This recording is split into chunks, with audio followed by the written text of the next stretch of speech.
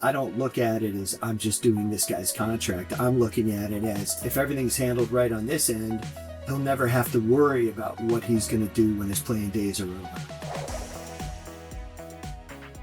Welcome to Opportunity Knocks. I'm your host, Todd Paton, and I'm so happy to have with me today the NFL sports agent that I look up to, Brett Tessler. Brett, so great to have you here. Oh, great to be with you, buddy. Yeah, man. Always enjoy any time together. So when you asked if I was able and willing to do this, I was more than happy. I appreciate that, man. And, you know, the whole premise for this show, Brett, is I want people to get motivated, inspire people. I want to inspire myself, you know, and I know a little bit about your backstory. It's pretty incredible of how you became, because look, as a kid, I think, you know, if you played sports, a lot of us wanted to be sports agents, you know, like as a kid, I remember mine, believe it or not, I wanted to be a GM and then a sports agent, but it's, you know, and then of course, Jerry Maguire came out and then the whole world wanted to be one. So it's such a competitive business and I'd love to hear your story. So why don't you take me back to the Purdue days, or maybe even a little bit before that, because I heard you had a hard time getting into Purdue originally, but tell me about how you turned it around and I'd love to hear the story. Yeah, so for me, it was not an overnight success story. And as you mentioned, Todd, how you at one point dreamed of being an agent, so did I. And so have so many other young men who love sports and are interested in business. And, you know, I just wasn't sure how I was ever going to do it because school was never really my thing. You know, starting at a young age, was not the best student, failed the 7th grade, had to do that twice. Almost failed the 9th grade. Graduated high school with the second lowest GPA in my class. Wow. And the reason why I share this, if there's any young people listening to this, don't do that. That's I got away with it. It doesn't mean. And you know what, Brett? It's a lot different now, right? When we were younger, because they wouldn't even consider now. You know, 4.8s, and you know, yeah. It's wild. It's a different time now. So then, how did that? So how did that switch happen? As you struggled in school, was it that you just weren't motivated to study? Like, what was the? I didn't really find it interesting. And, you know, fortunately for me, my kids take after their mom when it comes to the academics. So they're the straight A students in the honor schools. They're the ones that are going to take the easier road than I did. But so I ended up, you know, realizing at the end of high school that the joke is over and it's, you know, what am I going to do? And so I ended up going to school in Louisiana my freshman year. And from there, I was able to get good enough grades, because at that point I was taking it serious, to be able to transfer to a good school like University of Tampa. And then I was there for a couple of years and had a great time, great school, but didn't feel like I was really getting the full big college experience with sports and all that stuff. And so then not only did I have the grades, but I had the hours. And at that point, you know, I could have went North Carolina, South Carolina, Ohio State, got accepted to a bunch of schools, went and visited Purdue, and that seemed like the right fit for me. Did you have any connection to Purdue? No connection to Purdue, just thought it was a great school, thought it was a great academic opportunity. I always had a very high regard just for Purdue. I just always thought it was a great school, and once I had the opportunity to go there, went and visited with my family, and it just felt like the right place, and so that's what I did. So you're in Purdue now, and how does this, I mean, because what are you studying? Were you studying to be an agent at the time, or a lawyer, or is there's... So my plan was to try to pursue sports agency, but you got to remember, Todd, I mean, this is still mid-90s. This is before Jerry Maguire. This is before the internet. This is before any colleges had sports management curriculum. My plan was to get a political science degree, to end up going to law school, to try to become an agent. But as it turns out, the opportunity came before I had the opportunity to do law school. I ended up graduating the same year as Mike Allstott at Purdue, you know, great fullback, all pro. Amazing. Yeah. And so we had some common friends, and I got introduced to him. So you weren't a sport agent at the time. You weren't an agent. A student. You were just a student. I was still in school. And what'd you do? And so I got the chance to meet him and, you know, hung out a little bit and said to him, I said, listen, man, you know, I've always wanted to be involved in this kind of stuff. Let me get you some marketing deals. I'm like, you know, let me start getting you set up with some appearances at the mall, things like that. And so, we start doing some local autograph signings. And he was good with that. He was like, great. Oh yeah. Are you kidding me? Thousands of dollars of cash, at that age. And this is way before NIL stuff or anything, but this is after he had played. So that took balls though, for you to have without any back, like you're a student.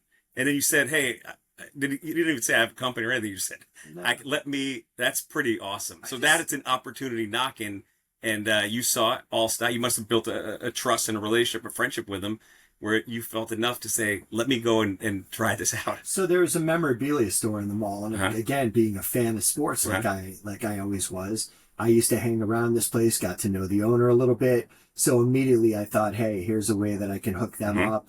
And Mike made good money. I made a little money off it. And I'm like, gee, this isn't too bad. And so from there, he then gets drafted by Tampa Bay. And I say, Mike. Pretty high too, right? Yeah, he got drafted in the second round, which for a fullback is as high as possible. And I said to him, hey, I just came from Tampa. And so I know a lot of people in that market, a lot of different businesses. Let's just continue to do this. So, got him more appearances, car dealerships, things like that. And then before you know it, we're doing bigger deals as he's becoming a better player. We're doing bigger deals with companies like Coca-Cola. And then ultimately I get him on the cover of a Sony game. And so at that point, things started getting real. So that was your first contract, right? So I didn't handle his team contract. Okay. I handled all his marketing. And then at the same time, I had gotten certified with the NFL Players Association to start being able to do team contracts. And at that point, you didn't have to have a law degree. Now you do, but I'm grandfathered in. And obviously, I've gone on to do over 600 contracts throughout the entire league and counting. But at the time, a couple of his teammates in the next year, not the highest rated guys, but still guys who had a shot, I was interested in working with them. Mike put in a good word for me, and obviously they looked up to him, and they didn't have a ton of agents going after them. And one of them ended up making it on the Jets, and the other made it on the Chargers. And then the following year, another guy from Purdue ended up being my first draft pick. He was drafted in the 6th round by the Patriots.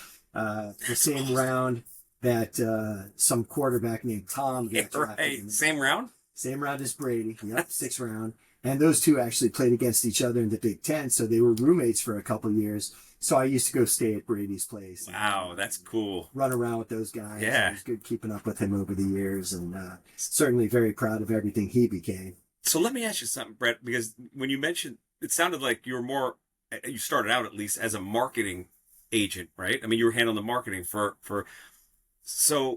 and I always wondered this, the guy, Hamlin, I think it's Hamlin, the guy that, I might be saying his last name wrong, the guy that died on the field, and then DeMar Hamlin. Yeah.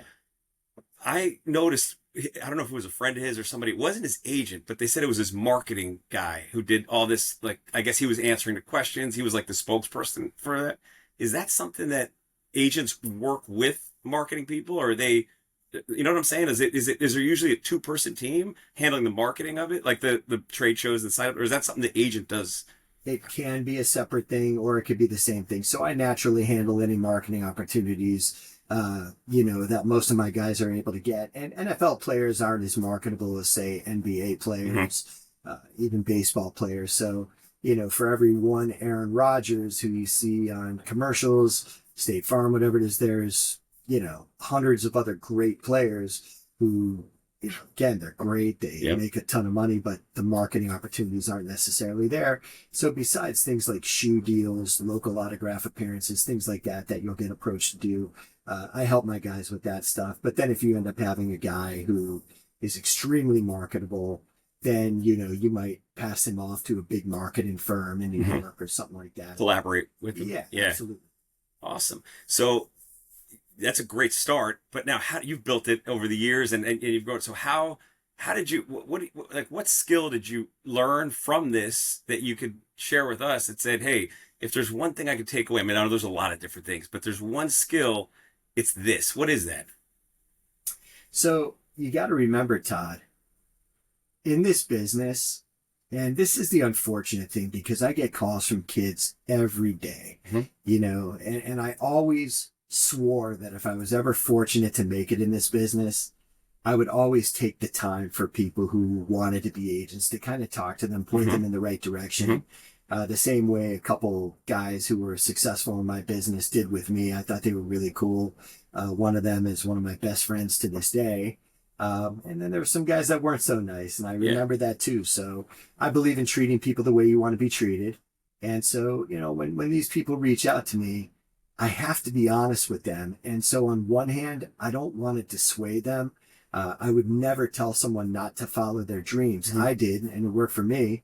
But on the other hand, there's not like a set of ABCs to follow to become a successful agent. So, you know, you want to become an attorney, do great in undergrad, get into law school, do great there, intern with a law firm, join a law firm, become a partner in a law firm, start your own law firm, get clients. It kind of takes on a life of its own. In this business, it's not that way, Todd, because you can have the highest GPA in your class. You could be the most skilled negotiator. You could be the most sincere, caring, hardworking, high character person out there. But unless you're able to get clients to sign with you. But the question is, how do you get them to sign with you? Because there's something that you have that sets you apart. And you know, I like to say it's IQ and EQ. It's IQ, which, by the way, I don't have that, but emotional intelligence I do have. And it seems to me you have a nice balance of both of them. But that emotional intelligence, but knowing that you're going to go to bat and they trust you. I mean, there's got to be so much trust in that. So can you touch a little bit about that side of it, the trust side of it, and because I know your clients, it's like a family to you, right? I mean, I see them over your house. You know, you bring your kids to the games. I mean, that's like, you make it a family event. So how did you learn of how to do that? And is there anything that you could share with us on ways to go above and beyond on that side of it, on that EQ, you know, that emotional side? I appreciate the kind words. And I think the key to my success has just been, I'm real. And again, it comes back to approaching people how you would want to be approached if you were in their shoes. It comes down to giving them the kind of representation that you would want if you were them. And that's what I've tried to do since day one. And somehow, some way, despite the fact that I was competing with some of the biggest agencies in the business early on, you know, real proven agents, you know, guys with unlimited resources, unlimited means. And yet I was still able somehow, some way to get these guys to go with me. Honestly, Todd, I think you'd have to ask them what it is about me they like. But I just think that when you go with me, you know what you're getting. What you see is what you get. I've never tried to be someone I'm not. And I think they know that when they sign with me, they're going to feel like they're the only player I represent. Boom. There it is. That's it. And I know that's the case. I mean, I've seen you and I've seen how you act with your clients. You know, I want to talk a little bit about, because your business is real tough, because you have your clients, that's one side, but on the opposite side, who you're negotiating against, you have to have a relationship with them too, right? So that's a balance that's tough. But being now that you've been in the business for so long, I'm sure you know a lot of the, you know, general managers you're dealing with, right? Is that's general managers, team negotiators, owners, and you have to have thick skin, right, to do what you do, because I mean, it's a pretty intense business. There's a lot riding on this stuff, and so that's a responsibility for my clients that I do not take lightly. I don't look at it as I'm just doing this guy's contract. I'm looking at it as, if I do a great job for this guy, you know, this guy, if he's even a great player, is going to be retired by the time he's in his early 30s. So what's going to happen with him the next 50, 60 years of life? And so I put the pressure on myself that if I don't do an amazing job for this guy, you know, in 15, 20 years, this guy could need to be putting together a resume, having to go out and get a job. But if everything's handled right on this end, he'll never have to worry about what he's going to do when his playing days are over. As well as he'll never have to worry about how he's going to pay for his daughter's wedding. He's never going to have to worry about how he's going to afford putting his kids through college. So this is the kind of pressure I put on myself to succeed for my clients. Fantastic. So tell me what's next. I mean, you've built a nice business, and is that something that you want to just continue to build? Is there other ventures that you're looking at? Is there anything? Because obviously I know you spend a lot of time working in this business, and it's consumed a lot of your time, but I'd love to hear some other ideas or anything else you have going on. If there's any, even if it's something in your space that maybe you're saying, we're working on something here or doing anything. Is there any news that we can look at or no? Unfortunately Nothing. not. And Right. for me, this isn't just what I do, it's what I am. Yeah. And when you've been doing something for 27 years, I mean, Todd, I've been doing this since I was a kid. Yeah. I mean, I was just about the youngest agent when I got into this. And, started out where the guys I were representing were no younger than me. And so over time, obviously, you transition from being like the brother to like the big brother, like just a friend, a true friend, somebody they know that's going to have their back through thick and thin. And I love what I do. And every morning I wake up, I pinch myself, because I feel like one day it's all going to be a dream. And I'm sure you pinch yourself when I saw a picture of you and Brandon on a field. It was a big game. I can't remember. Maybe it was like the Pro Bowl or something. But how cool is that? Bringing your son to experience that with you, because as a kid, that's what we dream of, to be on a field. So it's amazing, Todd. And I have to remind my kids, hey, not everybody gets to do this. And so, yes, when as a family, we're down on the field for a Super Bowl, when I'm on the field at, college all-star games with the top players from the country that are going to be the top incoming rookies in the NFL, it's one of those things where I never take it for granted. And so, you mentioned the Pro Bowl. You talk about opportunity. Look at my client, Raheem Mostert. Here's a guy came into the league as an undrafted free agent, was not invited to the combine, was not invited to any all-star game, was not thought of as a guy who could ever make it. And yet we signed as an undrafted free agent with the Eagles. He takes advantage of the opportunity. He led the league in rushing his rookie preseason, but he still got caught up in the numbers thing. And so he led the league in rushing his rookie preseason. No, yeah, preseason. But still, yeah. And, so he showed, yeah. He showed in a limited opportunity there that there's something there, but still got caught up in a numbers crunch, and the Eagles let him go. And then we went to the Dolphins, and he was down here for just maybe 2-3 weeks, and they decided to cut him. And then we get picked up by Baltimore, and he's there for maybe 6-7 weeks. Then they let him go. We finished that season up with the Browns. Next preseason, they let him go. Then we're on the Jets practice squad for like a week, and they let him go.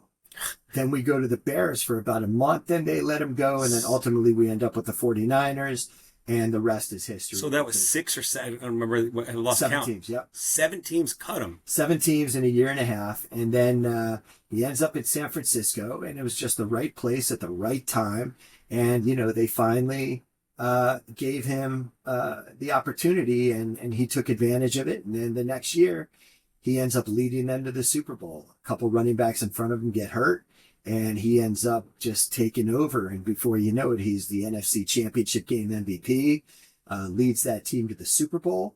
And then fast forward a couple of years, here he is back in Miami, where we signed as a free agent last year. That had to be amazing. I mean, he's not from down here, is he? He's from Daytona area. Okay. He's from New Smyrna Beach, so right. right near Daytona. So he's a Florida guy. He was a Dolphins fan as a kid. He was. And so was I, Todd. And the amazing thing is, and just to show like just how in life anything is possible, I remember in the 1984 season, we had season tickets. I'd always go with my parents, and Mark Clayton was my favorite player. And I remember when he set the team record for touchdowns in the season, I was there. I watched all those games with my family.